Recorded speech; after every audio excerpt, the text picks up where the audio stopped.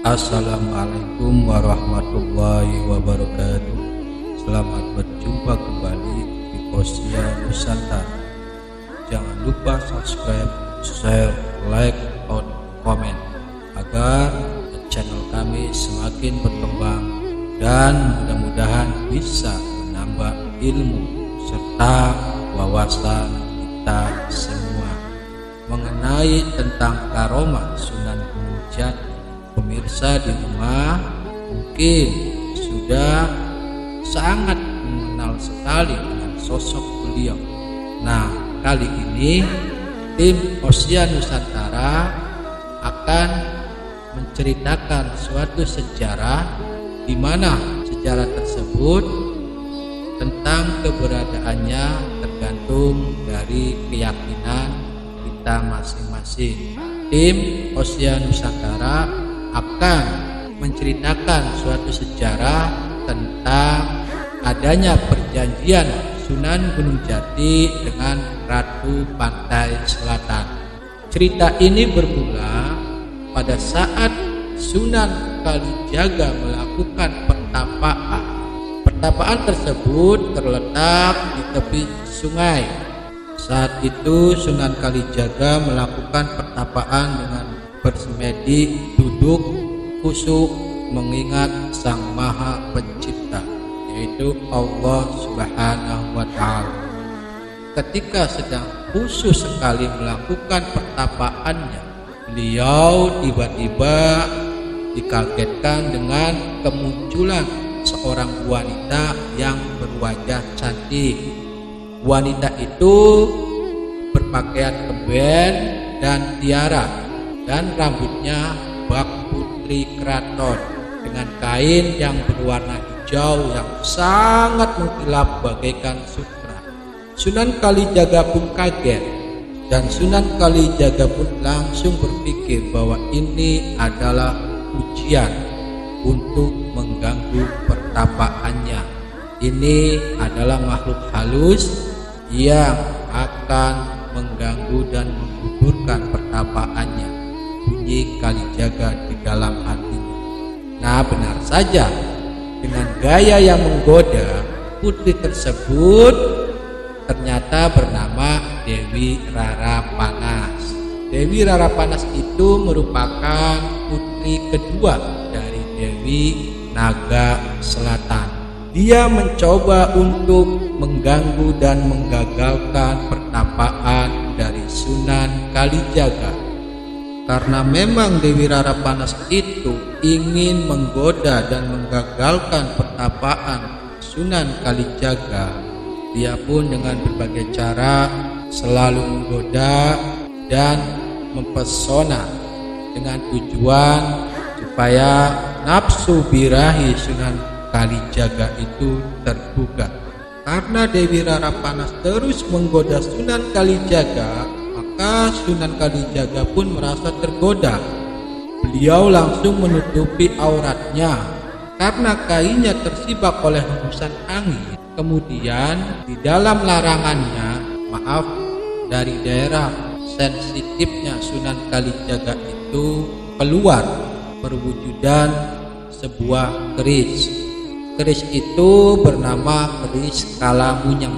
Melihat kejadian tersebut, Dewi Rarapanas pun sontak mundur setapak dari Sunan Kalijaga, dan kemudian Sunan Kalijaga pun berkata, "Mohon Nyai jangan mengganggu pertapaan atau semedi saya. Menyingkirlah dari sini." Dewi Rarapanas pun menjawab, "Kang Mas tidak perlu khawatir, karena saya itu diutus oleh Bunda Ratu Laut itu untuk menguji seseorang yang tengah bersemedi di daerah ini." Beberapa sumber mengatakan tempat pertemuan tersebut sekarang dinamai daerah Demak. Sedangkan maksud dan tujuan Dewi Naga Selatan mengutus putrinya, putri keduanya itu adalah untuk membuktikan tentang ucapan Sunan Gunung Jati yang menundukkannya dalam pertarungan gaib sebelum para wali songo mendapat izin oleh Dewi Naga Selatan untuk menyebarkan agama Islam di Pulau Jawa. Pada saat itu Sunan Gunung Jati mengatakan bahwa suatu saat jika ada seorang putri dari Dewi Naga Selatan yang berhasil menggoda Tapa Semedi, salah satu anggota Wali Songo, maka akan terjadi peristiwa berulangnya perjanjian gaib antara Sunan Gunung Jati dan Ratu Laut Kidul. Kanjeng Ratu Laut Kidul akan mewujud menjadi lelakon yang menentukan di tanah Jawa di masa depan. Baiklah pemirsa, kita kembali lagi kepada kisah pertemuan antara Sunan Kalijaga dan Dewi Rarapanas. Setelah Sunan Kalijaga meminta Dewi Rarapanas untuk tidak menggodanya, maka Nyai Rarapanas berkata kepada Sunan Kalijaga, "Kang Mas memintaku menyingkir. Baiklah, aku akan menyingkir Kang Mas, dengan syarat keris Kalamunyang itu harus diserahkan padaku Kang Mas." Kemudian dengan kesaktian Nyai Rarapanas, dengan sekelabatan tangan Dewi Rarapanas mengayun jemari kentiknya, hanya dalam sekejap menangkap keris Kalamunyang dari Sunan Kalijaga. Setelah mendapat keris Kalamunyang dari Sunan Kalijaga, Dewi Rarapanas pun kembali berkata, "Baiklah Kang Mas, setelah mendapatkan keris ini, saya akan pamit mundur dari hadapan Kang Mas." Melihat kejadian itu, Sunan Kalijaga pun cukup terkejut dengan kesaktian putri Dewi Naga Selatan itu. Singkat cerita, keris Kalamunyang pun disimpan di dalam lipatan selendang di pinggangnya Dewi Rarapanas. Sembari memberi hormat, dia menunduk dan mengucapkan pamit kepada Sunan Kalijaga. Dengan kesaktiannya, hanya dengan sekelebatan tangan kanannya memutar selendang hijaunya itu, ia terpental bagai kitiran angin menuju ke atas dan menghilang seketika. Pada saat telah selesai pertapaan Sunan Kalijaga, kemudian beliau berangkat menuju Jawa Barat, tepatnya di pantai utara daerah Cirebon, untuk menemui Sang Sunan Gunung Jati. Akhirnya Sunan Kalijaga pun bertemu dengan Sunan Gunung Jati dan mereka berdua berbincang-bincang dan menceritakan kejadian yang dialami oleh Sunan Kalijaga tersebut kepada Sunan Gunung Jati. Dalam percakapan itu Sunan Kalijaga menjelaskan bahwa keris yang mewujud keluar dari larangannya, yaitu berupa keris Kalamunyang, telah dititipkan kepada Dewi Rarapanas. Mendengar penjelasan tersebut, barulah Sunan Gunung Jati berkata, "Suatu saat ada keturunanku dari Pangeran Manggara Jati yang akan mendampingi keturunan Dewi Rarapanas." Setelah pertemuan dengan Sunan Kalijaga, keesokan harinya Sunan Gunung Jati langsung menemui Dewi Naga Selatan di Gunung Selok, daerah pantai selatan di Cilacap, Jawa Tengah. Ketika sudah sampai di pantai selatan, Sunan Gunung Jati pun bertemu dengan Dewi Naga Selatan.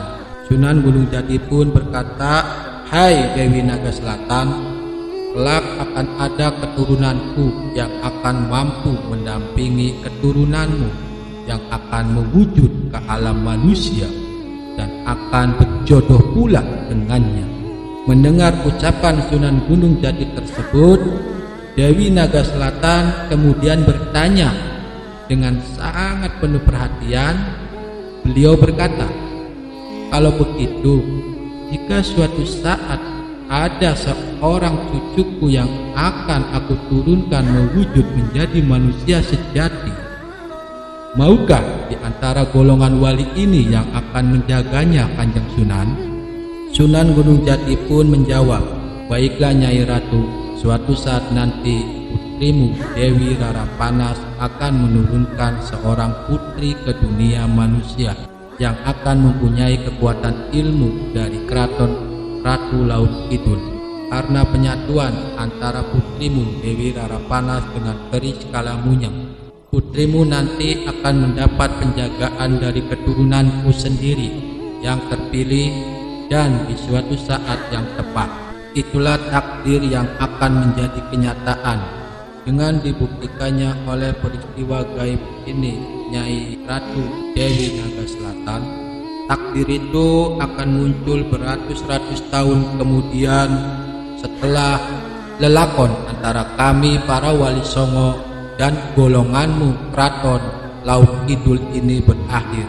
Demikian ucap Sunan Kalijaga kepada Dewi Naga Selatan. Setelah mendengar ucapan dari Sunan Gunung Jati tersebut, maka keduanya sepakat bahwa keturunan mereka akan berjodoh dan menjadi suami istri. Sebelum Dewi Naga Selatan menghilang dalam kabut putih yang akan menyelubunginya dalam kekuatan alam spiritual yang tidak bisa ditembus oleh alam manusia biasa, beliau berkata, mudah-mudahan kesepakatan ini akan menjadi kenyataan. Bukankah begitu Kanjeng Sunan? Kemudian Sunan Kalijaga pun mengangguk menyatakan setuju. Tiba-tiba gemuruh angin membahana, tanda akan kedatangan kerabat keraton menjemput Dewi Naga Selatan. Dewi Naga Selatan didampingi ketiga putrinya, yakni Dewi Rara Blorong, Dewi Rara Panas, dan Dewi Rara Ningrum, serta seluruh punggawa dan panglima keraton Laut Kidul. Akhirnya mereka semua pun pamit dan memberi salam penghormatan terakhir. Mereka semua yang hadir itu sangat lengkap sekali, dari patihnya, dari panglima, para pandito, para dayang-dayang, para bibi emban, serta pasukan keraton hadir semua. Setelah berada di hadapan Sunan Gunung Jati, mereka semua memberi salam penghormatan terakhir kepada Sunan Gunung Jati sebagai tanda hormat kepada Sunan Gunung Jati. Hanya dengan satu siulan saja, kabut putih menghilangkan penampakan Dewi Naga Selatan beserta punggawanya, dan disusul bergulungnya ombak laut dan buih putih memecah pantai.